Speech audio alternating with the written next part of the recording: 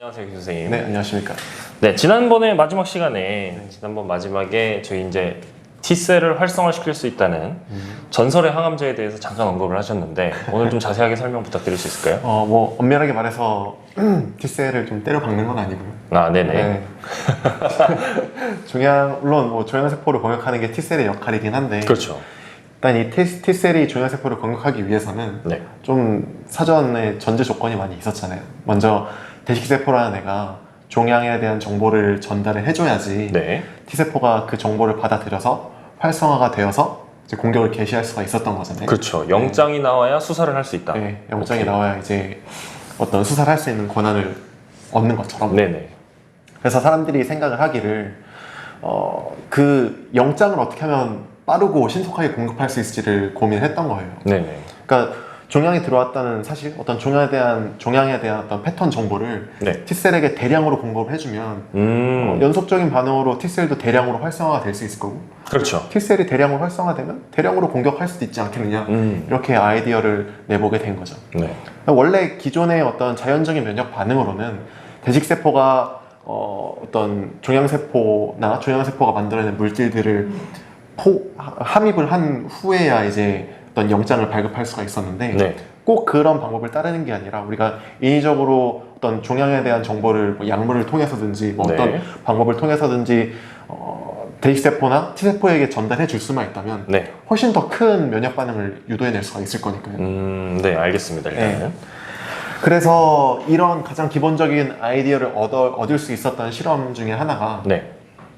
그런 게 있었어요. 되게 할 일 없는 어떤 과학자 한 분이 계셨는데 네. 아마 1990년도였던 걸로 기억을 해요. 네.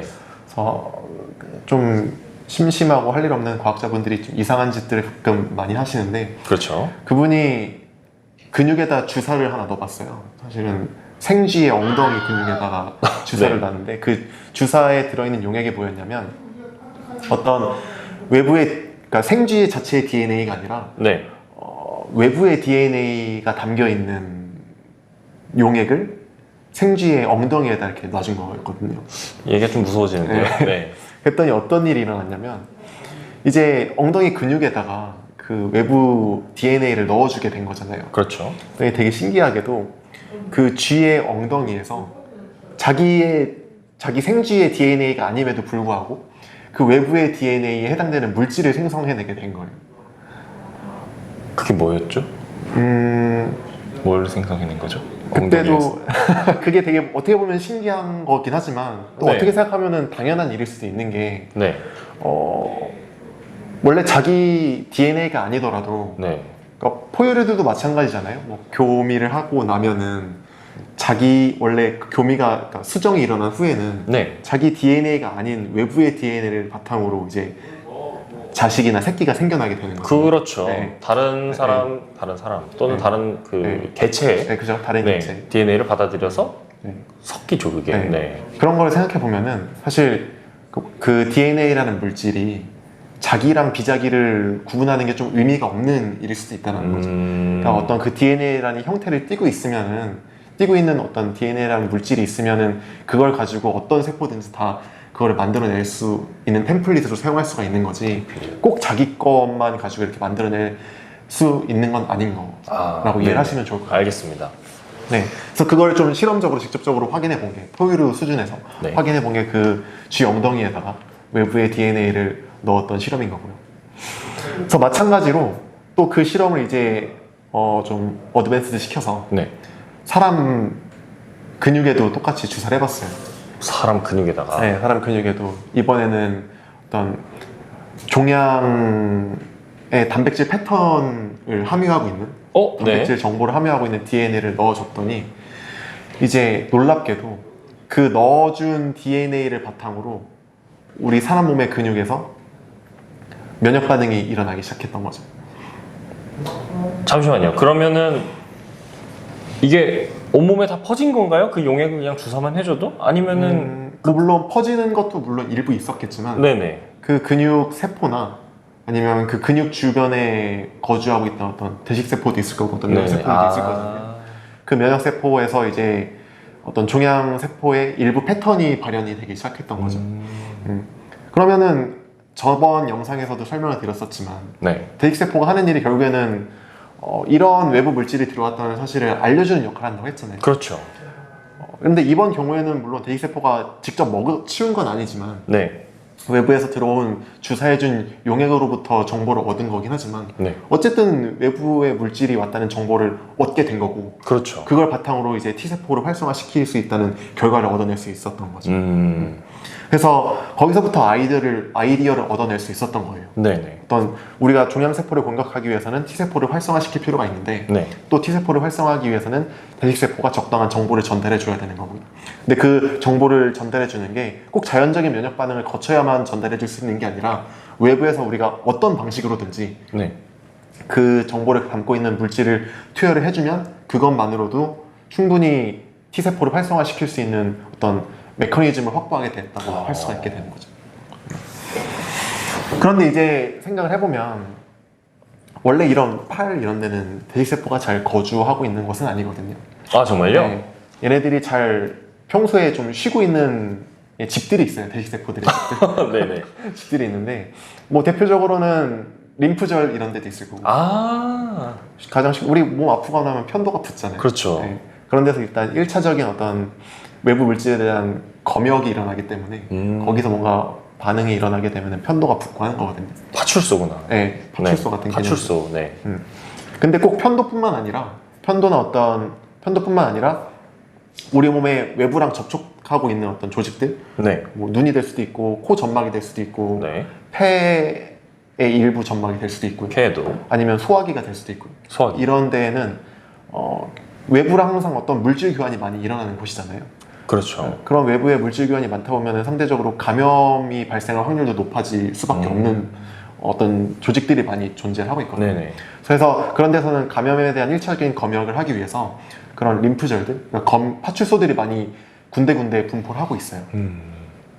그래서 우리가 외부의 물질을 대식세포나 T세포한테 전달을 해줄 때 네. 단순히 근육에 주사를 해주는 게 아니에요. 근육에는 그런 파출소들이 없기 때문에 어떤 외부 물질을 전달해 주는 데에 있어서 효과가 좀 떨어질 수밖에 없을 거고 네.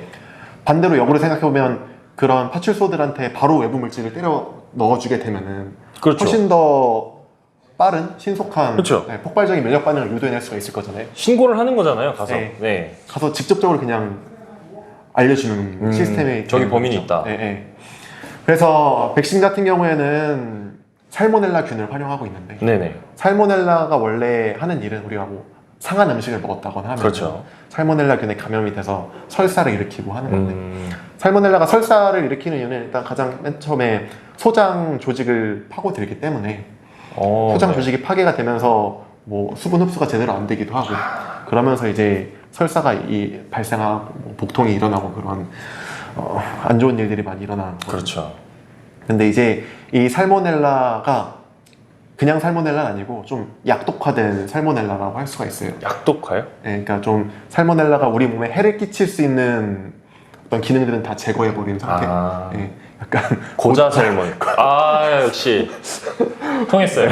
네, 고자 살몬ella. 고자넬라라고 할 수가 있는데 알겠습니다. 이 고자넬라에다가 네. DNA 그 종양에 대한 정보를 담고 있는 DNA 정보를 이렇게 넣어주게 되는 거죠. 그럼 그 DNA를 갖게 된 고자넬라를 네. 약으로 정제를 해서 우리 환자에게 경부 투여를 시키면 네네. 그 살모넬라가 결국 무슨 일을 하겠어요? 원래 하던 일이 소장 세포를 파고 들어가는 일을 하는 거였잖아요. 그렇죠, 살모넬라가. 그렇죠. 근데 이제 그 소장 세포를 파고 들어갔을 때 얘네들이 우리 소장 조직에는 아까도 설명드렸지만 파출소들이 많이 분포하고 있다고 했잖아요. 네네. 그럼 우리 소장 세포를 파고 들어가는 살모넬라 중에는 멍청하게도 그 파출소에 직접 방문하는 파고 들어가는 살모넬라도 있을 거고. 아 정말요? 네. 얘들이 뭐 생각이 있어서 들어가는 게 아니라 그냥 아무데나 들어가는 거예요. 그렇게 들어가다 보면은 이제 파출소에는 이제 대식세포들이 많이 기다리고 있을 거잖아요. 면역세포들이. 네. 그러니까 들어오면 어떻게 되겠어요? 그냥 가는 거죠. 네, 조지는 거죠. 네. 그러면 이제 대식세포들이 자기 파출소에 들어온 네. 뭣도 모르고 들어온 이 고자넬라들을 먹어치우게 되는데 먹어치우고 나면은 하는 일이 이거를 소화시키는 역할을 한다고 했잖아요. 네네네. 그럼 잘게 부서질 거고 살모넬라는 그냥 이 고자넬라는 터져서 이제 없어져 버리게 될 거예요. 근데 이 고자넬라 안에는 우리가 넣어준 DNA 절편들이 들어있었잖아요. 그렇죠. 종양에 대한 DNA 절편들이. 네. 그럼 아까도 설명드렸다시피 대식세포는 결과적으로 그냥 자기 할 일을 했을 뿐이에요. 그냥 네. 살모넬라를 그냥 외부의 물질이니까 먹고. 살모넬라를 먹고서 이제 부셨을 뿐인데, 결과적으로는 우리가 과학자들이 넣어준 그 종양에 대한 DNA 절편을 전달받게 된 결과를 갖게 되는 거죠. 네. 이 대식세포 입장에서는. 그러니까 포장지는 고자넬라인데 까보니까 종양이더라.